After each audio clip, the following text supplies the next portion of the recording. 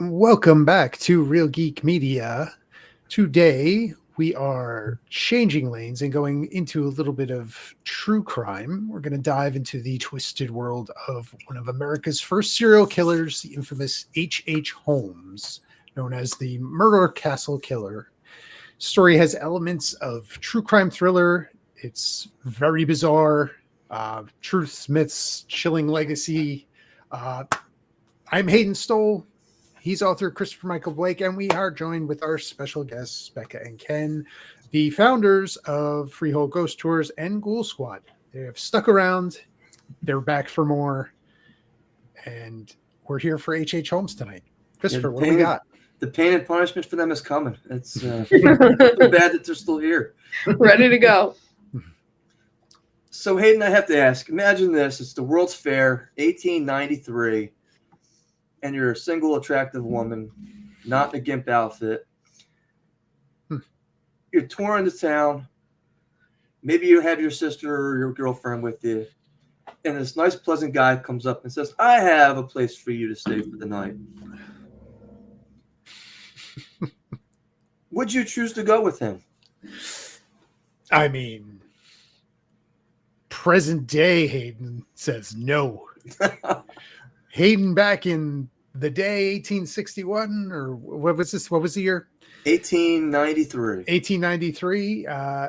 He might get suckered along into that because there's no internet. Hayden, I think your boxers would be around your ankles so quick. Oh boy. The mustache on this guy, I guess he was a smooth talker, had a way with the women. When he would work at the drugstores, there were lines of women waiting to see him. Kind of looks like Billy the Kid, maybe a little, gunslinger-esque. There you go. But if you had gone with him, you would have found yourself in a labyrinth of untold horror.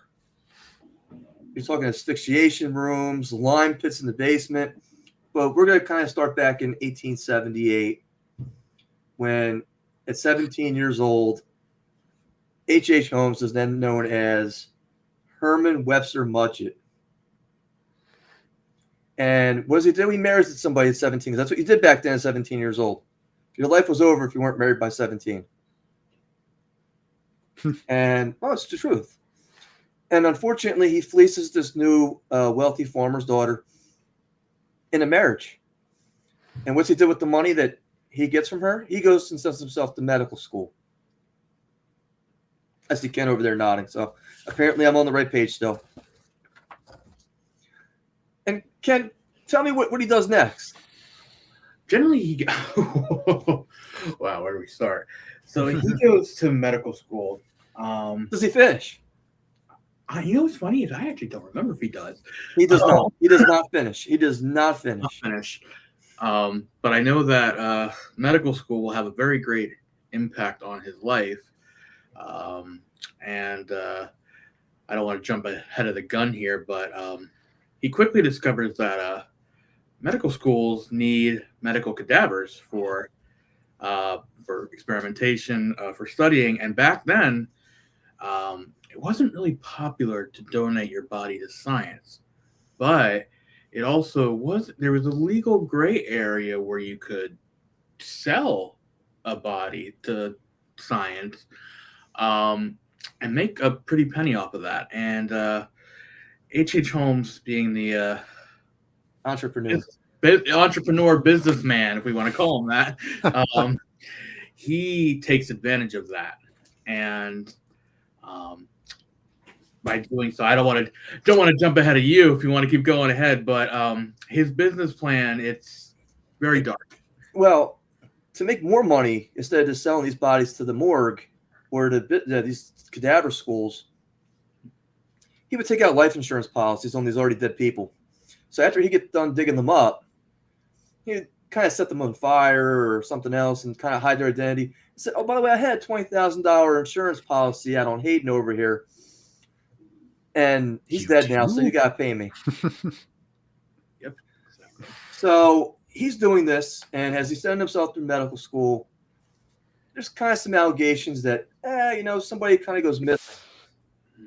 So he goes quickly to New York. And while he's in New York, what happens?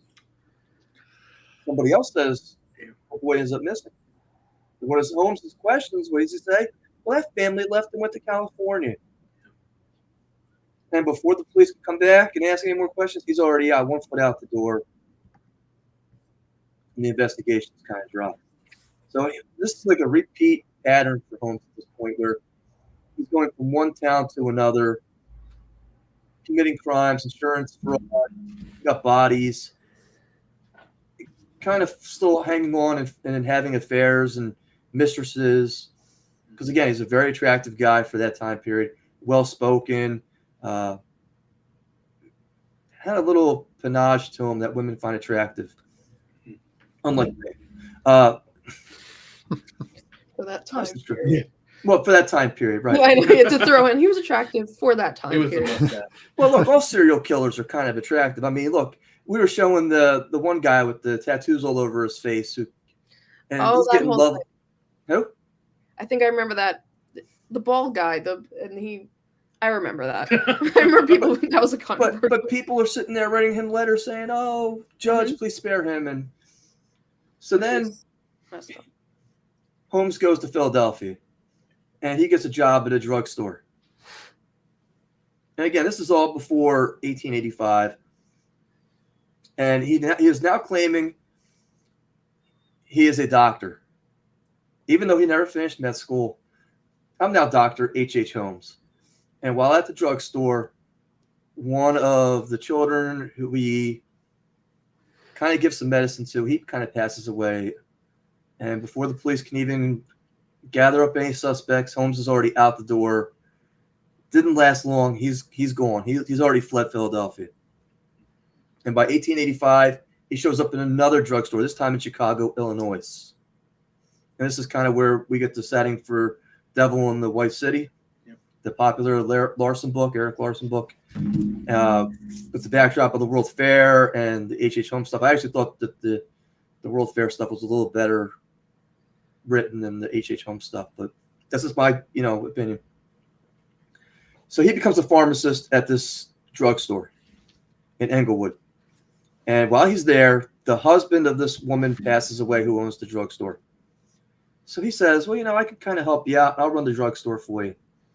What she kind of disappears too. And not only does she disappear, when people were asking, well, what kind of happened to her? She was such a nice lady. Oh, she went to California to live with her family. They didn't mention anything about that. So at the time, he's still legally married to his first wife. But what do? Again, he's got all these women coming over to him. They're all very attractive. His wife's still up in New York. It's time for a divorce, but I'm never going to serve her any paperwork. I'm just going to go ahead and get remarried because I'm a bigamist. So he goes ahead and does that. And then Holmes kind of takes over the drugstore himself. He's now running this, and across the street is the empty lot. Right? And he convinces people to back him and to put money into this trade. You guys know anything about how he was getting the money to finance this operation in terms of building this whole elaborate hotel that he was going to put up and drugstore? I'm trying to remember. I got to dust up in my H.H. Holmes history. This isn't something that you just kind of remember. I mean, it's, I had to do research before he didn't come on here. So he was doing something interesting. Basically, he was fleecing companies.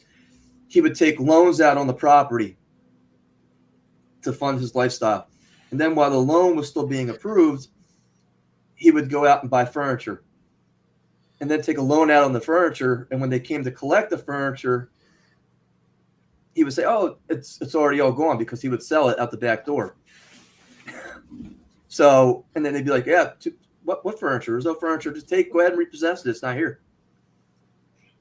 And then he just kept doing that over and over and over again. There was a story about a giant safe he had installed in the back of the drugstore. And basically the only way they could repossess it is if they took it from the drugstore. Well, they put the giant safe in, and he had a wall put up so they couldn't remove it without damaging the property. And because that was in the contract, that they could only remove the safe he basically had dead to rights. He got basically a free safe. It's a smaller H.H. Holmes story, but that's one that's lesser known. But he also gets businessmen. What? It's creepily clever. Yeah.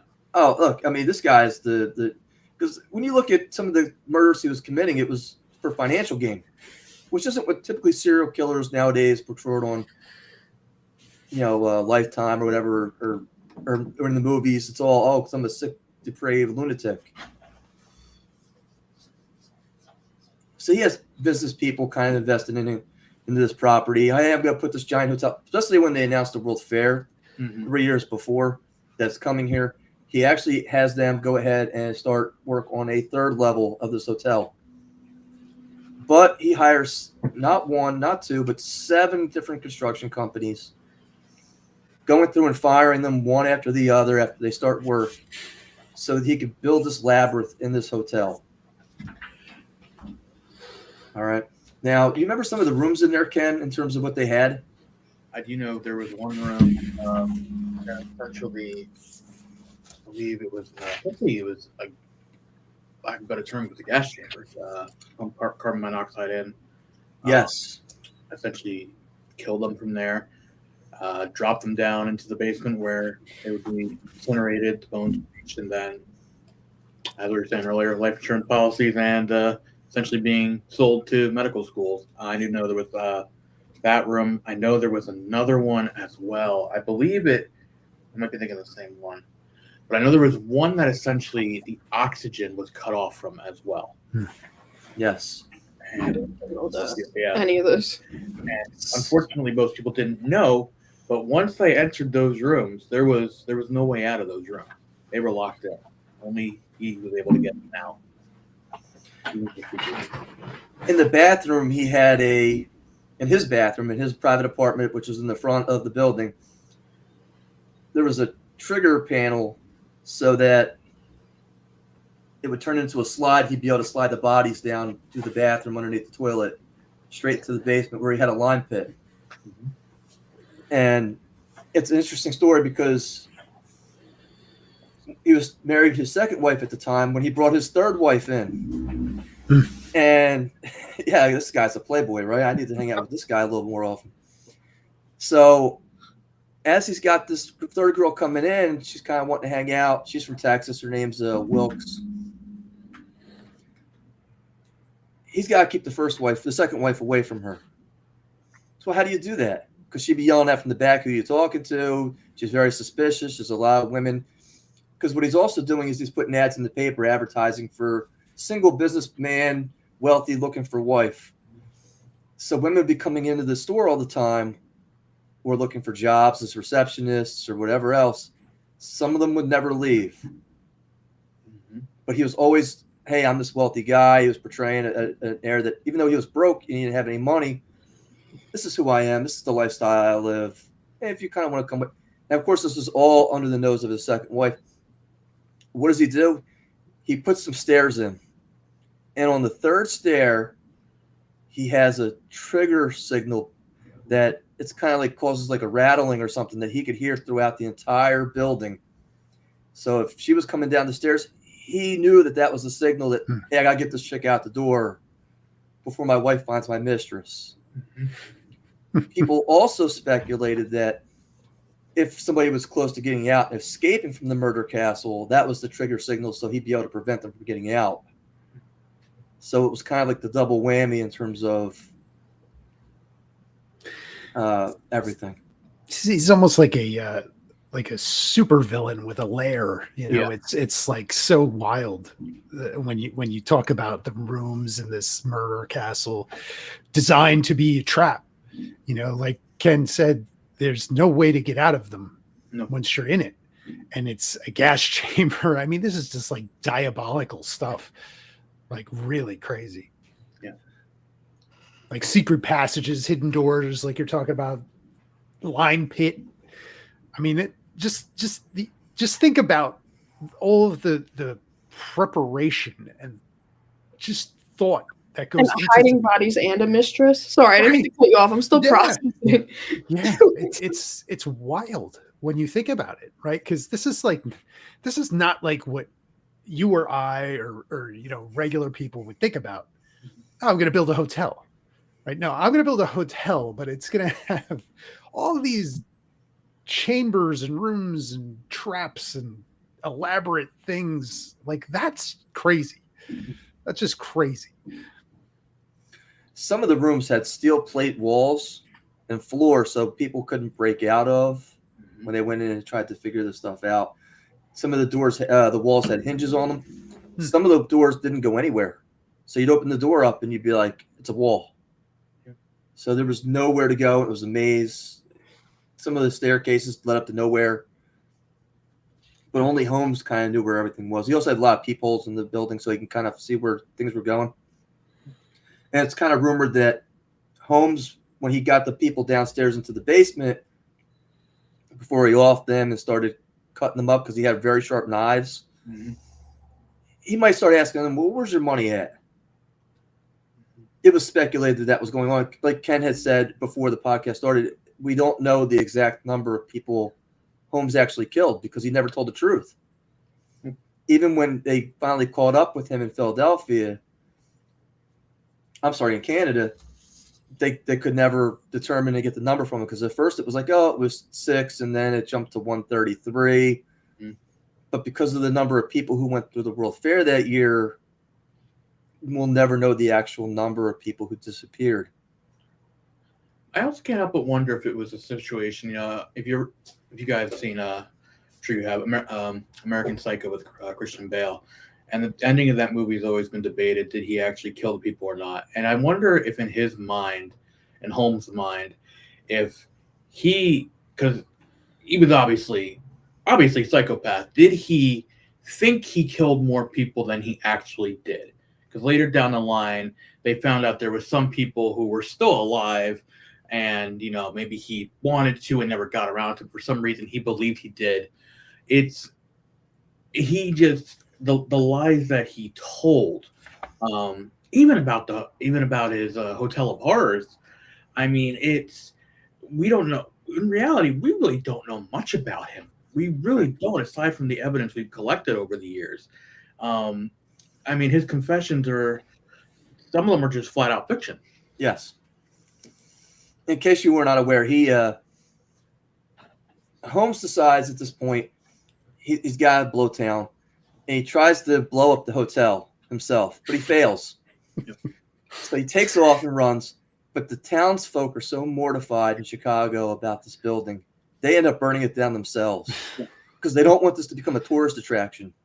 Because they ended up posting a picture and an outline of what they believed the murder hotel looked like and some of the rooms in there. But even that was speculation because they had no proof or evidence. It was all just whoever they could bribe on the force to kind of give them some kind of different information. Yeah. Even the confessions that he ended up giving when he did get caught, he was paid basically by these newspapers to provide these confessions. So in case you were wondering on how Holmes had gotten caught, in 1894, he gets arrested for attempting to swindle a pharmacy in St. Louis. Of course, somebody turns him in, one of the fellow prisoners. He comes up with this idea: we're going to kill this guy for his insurance money, but you're not going to be really dead. And of course, he tells another convict about it, and the convict turns him in, realizing he's not going to get his cut from setting this whole thing up. But Holmes took the guy's family with him, and when he traveled across the border for Canada, he ended up cutting the wife and 2 kids up. And then when he went to, I believe it was Philadelphia after that, they found the body of the 7-year-old in the fireplace and all his teeth. So, they were following him for quite a while in terms of trying to track him down to all these different places. But like you said, was he a psychopath? I mean, do psychopaths usually do stuff for financial gain? I don't know. Yeah. That's the one thing to me. It's like narcissist, absolutely. I mean, if we're going for a DSM type narcissist, absolutely. Psychopath, I mean, I don't know if he was looking for a soul or I mean, I don't know what his true conviction was in terms of trying to commit. I mean, was it just for financial gain, or It's got to be something off with you, Yeah. even if it's just for financial gain. mean, There's something. It's a debate, going into the medical terms, sociopath versus psychopath. I mean, I like that. I like that. It's like, especially with, sociopath, essentially a developed mental condition. It essentially forms over time based on life traumas from a younger age, where the psychopath is just born like that. And I mean, the different categories. Did he know what? Because clearly, I mean, he murdered children too. So clearly, he had no remorse about that. But then you also do have the financial gain. I mean, if you look into the history of other serial killers, they weren't killing for financial gain. There, in most cases, I mean, if you look into others, Jeffrey Dahmer or so on, there was no money stolen. They were just doing it for the love of killing. Whereas opposed to this, there was a financial motive behind it. So I mean, it's unfortunately, You can even say a sexual type of deviance with Dahmer and Bundy. At that point. Yeah, Yeah, exactly. And So you have to wonder, was this going on with Holmes too? I mean, he was a known bigamist, and so I mean, I don't know. That's something that's not really discussed in any of the articles that I looked at. But it's interesting to speculate. Why are there no murder castles today? See, The rent would be too high. Hang on. Oh no, that better be a cat. I was hoping it was my cat, but it's not. Cat, if you don't mind. No, we have a window open. False alarm, everybody. Oh, okay, all right. It was caught on we do camera. rule things out. I mean, I could be that person. Like, oh, we got a ghost on. Did you Joseph see H. that? Holmes just walked in. Yes. H.H. Holmes, special guest. He's sitting down. Welcome to the show now. You guys have been now invited to the Twilight Zone, where we have our own murder castle. If that counts. I mean, I feel like there's a Lego set in here somewhere for the murder castle. I didn't think of that. That's good though. I like that. I think that would be like one of those special order Lego sets. You know what's interesting about the murder castle is, so you guys know what they built on the site now? Post office. Yep. And from what Really? You're surprised I know that. From what I understand is that, and double check me on this, I believe the basement of the post office is still the original basement from the hotel. That runs it. I know I've heard that, but I also know that H.H. Holmes had a weird request when he died. You remember what it was? He asked to be encased in concrete, his coffin, because he didn't want grave robbers coming and digging him up like he had done to so many different people. It's kind of like sick and twisted. It's like, yeah, I kind of did this to these people. I really don't want them doing that to me. Yeah. Did he get what he wanted? Yeah. Was he buried buried? in the cement? Yeah. As a matter of fact, they did it because he gave them the guilty plea at the end. He was like, I'll say I'm guilty if you go ahead and give me this. Yeah, it was like one of those weird. And then he started writing all these confessions that weren't true. On top of that, so all these different newspapers, and every one was different in terms of the body count. It's just like kept going up and up and up. And then the final letter he wrote said, I have the devil in me. So that was like the quote he was associated with. Yep. Yeah. He really got, especially towards the end, it almost seemed as if he was enjoying the attention as he'd go, yep, I did this one too, and I did this one too, and I did this one also. And, at the time, I guess you could say early investigative journalists were, and law enforcement was when they started tracking them down. And I mean, towards the end there, it was, I mean, he's weird. He's very weird towards the end. I mean, he's just name dropping left and right. And I mean, once he's gone, that's it. Once he's killed, we don't know. We don't get any more answers. And I mean, clearly here we are, over 150 years later, and still trying to solve this mystery. And he's, I mean, that it's I don't know. This guy just he's something. I'll say that. Wish Matt was here. He would go into it even more. Yeah, but again, for me, it's just why are there no murder castles today? Is it that people aren't that invested in killing people in their house? It's like, oh, that's too close to home. Or, I mean, we all kind of watch Dexter, where he has the code, but he's always doing it in sanitary places, but he's never doing it in his house. I think you see, like, I've seen a whole bunch of stuff like in the past couple of years on Twitter and things where, people they'll go stay at a hotel and then they find this strange room that leads to a tunnel, and it I think places like this do exist. I really think that there are places like this out there, but I think there's a reason why we don't know about them. Right? That's a good point, Hayden. I also think one of the things about H.H. Holmes is that he is considered America's first serial killer. In today's time, we know of Ted Bundy, Jeffrey Dahmer, the Night Stalker. We know of all this. So when we go to certain locations, we're prepared. Like, if we see a sketchy hotel, we're gonna I'm not going there. We're gonna stick, like the brands. Back then, they weren't thinking. There was no fear that there might be somebody, in the city, that this building, there might be a serial killer in there, because they didn't know what a serial killer was. The phrase didn't exist, if I remember correctly. It didn't exist, and I mean, this is shortly after the Jack the Ripper killings in England, which we can go into that as well.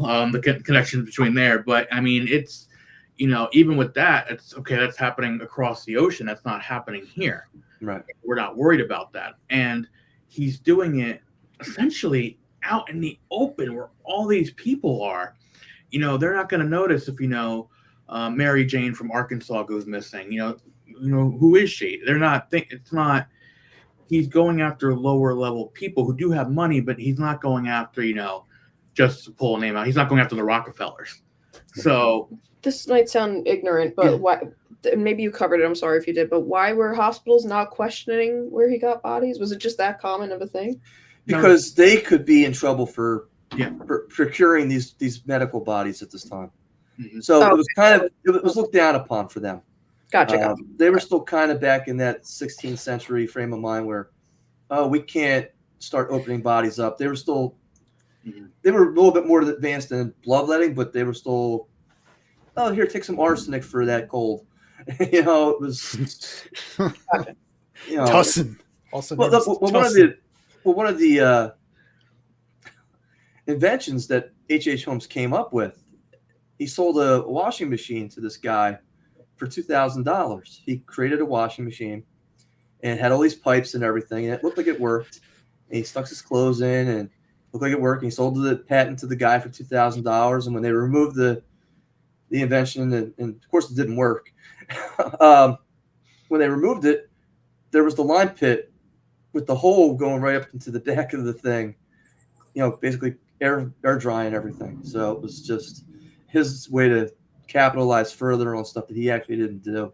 I mean, this guy was just a pure, I think sociopath's probably a better word than smart. psychopath. Yeah. He was smart. But just a pure liar. I mean, that's just master manipulator. Yeah.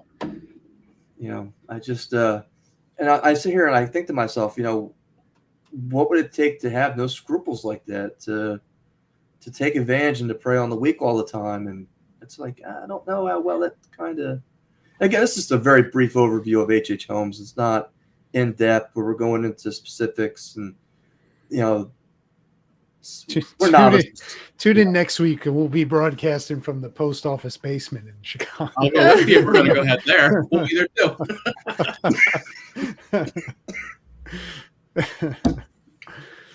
You're not wrong, Hayden. You're not wrong.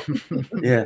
I know that they refused people to dig up that area because they did do some excavations in that area. If I recall, Ken. I mean, I've watched a couple TV shows where they've gone in and they've done that. And they've never found anything, though. Mm-mm. Yeah. Not yet, anyway. They might be looking in the wrong spots, but I think that lime pit, I mean, this really probably just dissolved a lot of stuff. I think he's not, he's a mass manipulator, a scam artist, but he's also, I hate to say it like this, but he's a genius. And I think that he covered his tracks. I think he had a plan that if he ever did get exposed, I don't think there might not be anything there. Maybe some of his tools might be buried there somewhere, but I don't think body-wise or anything like that, anything's left there. I think he got ahead of the curve and he got rid of whatever he could, essentially, before the place was taken down. Yeah.